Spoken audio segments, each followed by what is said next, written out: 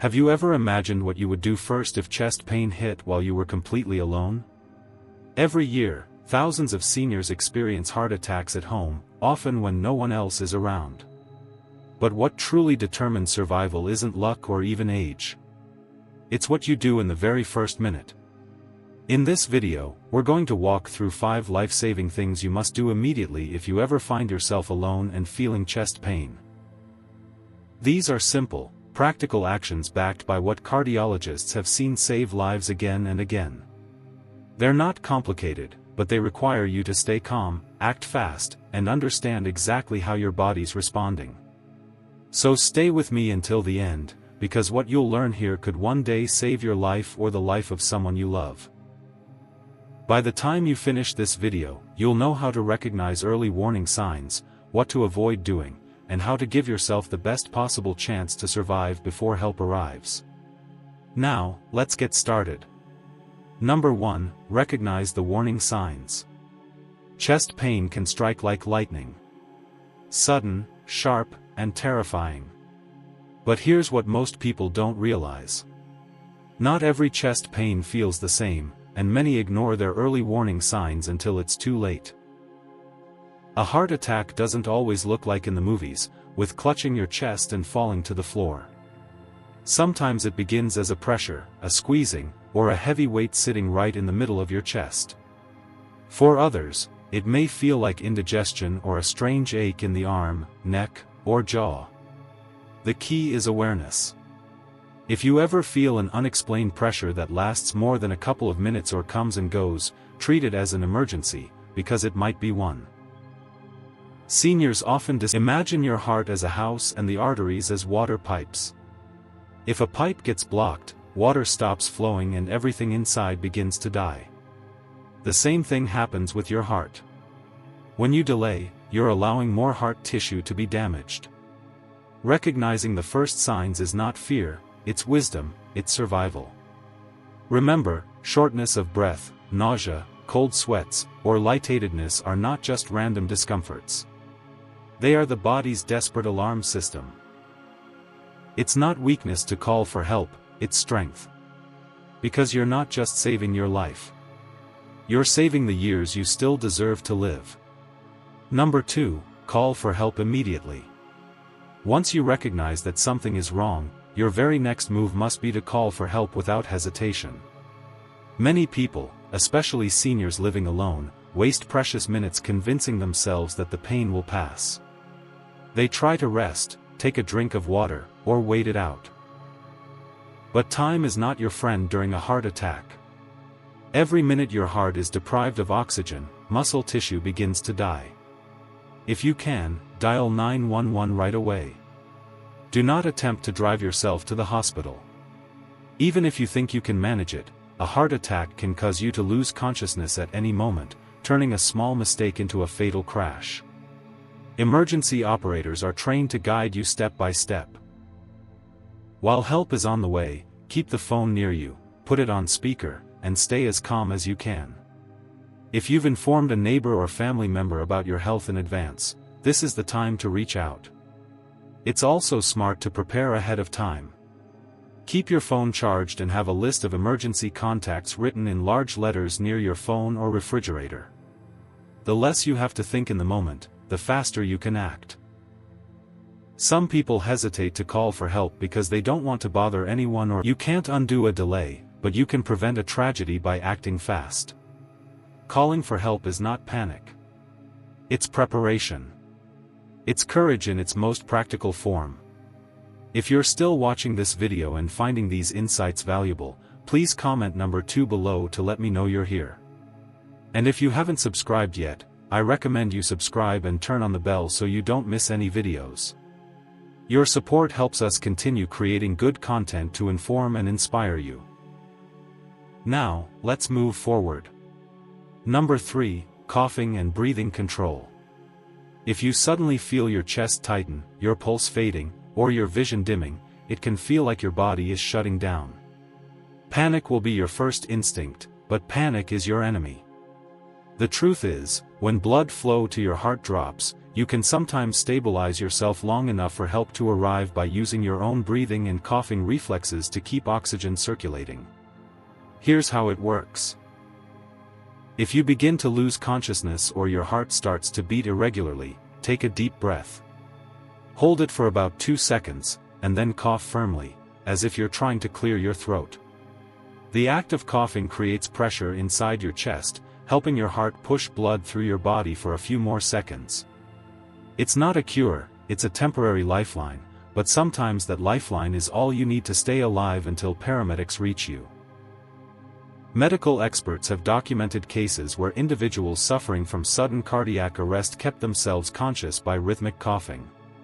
The cough acts like an internal pump, helping to restart or stabilize the heart's rhythm. You can do this about once every 2 seconds. Breathe in deeply. Hold. Cough strongly. Repeat. Now, this isn't something you should rely on as your only defense, but when you're alone and every second matters, it can buy you time. Imagine you're a sailor holding on through a storm. The difference between survival and tragedy often lies in what you do in those few moments before help arrives. And the simple act of breathing and coughing could keep your heart beating long enough to see another day. Number 4, loosen tight clothing and stay still. When a heart emergency strikes, your body is already fighting for oxygen. The last thing you want is to make it harder to breathe or move blood through your system. That's why one of the simplest yet most effective actions you can take is to loosen anything that restricts your chest, neck, or waist. Unbutton your shirt collar, loosen your belt, or open a tight jacket. Every inch of space helps your lungs expand and your blood circulate more freely. Sit or lie down in a position that keeps your upper body slightly elevated, ideally at a 45 degrees angle. This allows your diaphragm to work without restriction and eases pressure on your heart. Lying completely flat can make it harder for your lungs to expand. While sitting fully upright might strain your body, the halfway position helps maintain steady oxygen flow while reducing stress on your system. The next thing to remember is this. Do not move around. Many people, driven by fear, try to walk, stand, or reach for something in another room. That effort can accelerate your heart rate and worsen the blockage.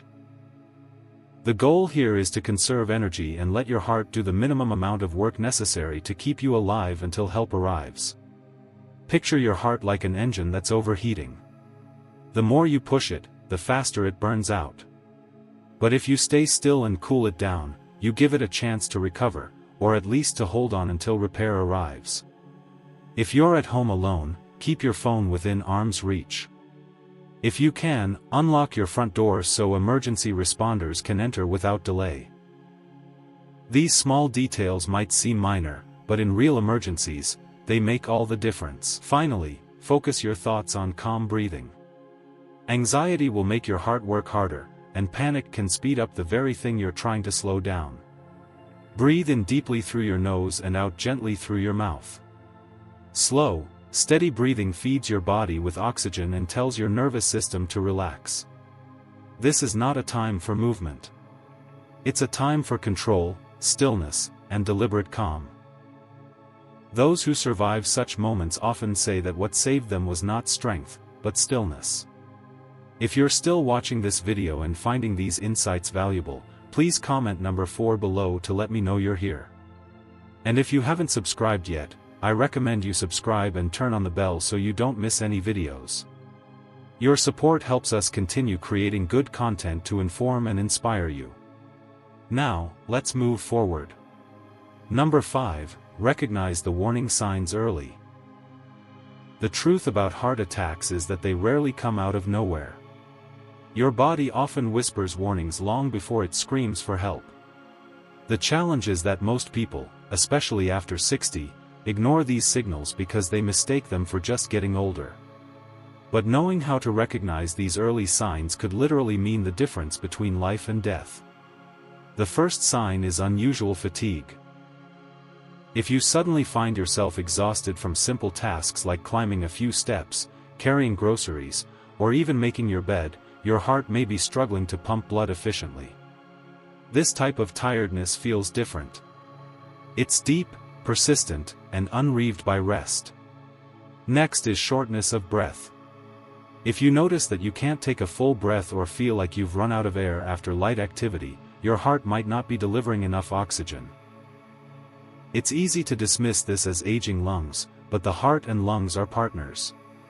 When one suffers, the other struggles. 2. Chest pressure is another critical warning. It doesn't always feel like stabbing pain. Sometimes it feels like someone placed a heavy stone on your chest or that your shirt has suddenly tightened. Women and older adults, in particular, often experience milder symptoms. Pressure in the neck, jaw, back, or shoulders rather than the chest. Cold sweats, dizziness, or nausea are also danger signs. These happen because your heart isn't circulating enough blood and your body is fighting to keep vital organs alive. If these symptoms appear suddenly and for no clear reason, do not wait them out. Get checked immediately. And here's the part most people overlook. These symptoms can come and go for days or even weeks before a major attack. They might show up at night, during mild exertion, or even while you're resting. That's why regular checkups and honest conversations with your doctor are not optional. They're your lifeline. The older we get, the more we must treat our bodies like an instrument, listening carefully for any note that sounds off. The body always tells the truth. We just have to pay attention. If you ever feel these signs, don't brush them off or delay care out of fear or pride. Recognizing them early doesn't make you weak. It makes you wise. It means you're choosing life, awareness, and the chance to keep seeing the sunrise. Is another day. Final thoughts and sham. When it comes to surviving if you live alone, make a plan. Keep emergency numbers easily visible. Inform a neighbor or friend of your health conditions. And consider wearing a medical alert device.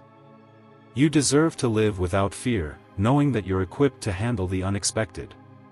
Your body has carried you through decades of challenges. It's resilient, but it depends on your choices. Each breath you take with awareness, each precaution you put in place is an act of self-respect and courage. So take these steps seriously. Share them with others. Because the day you save a life, whether it's your own or someone else's, will be the day all this knowledge becomes more than just information. It becomes power. Thank you for joining us today. We'd love to hear from you. Leave a comment below and share one thing you learned today and how you plan to use it in your life. Your thoughts are important to us, so don't hesitate to share them. Reading your comments gives us great motivation and encouragement. If you enjoyed this video and found it helpful, please like, subscribe, and share. Your support helps us continue creating good content to inform and inspire you. Thanks for watching, and we look forward to seeing you in the next video.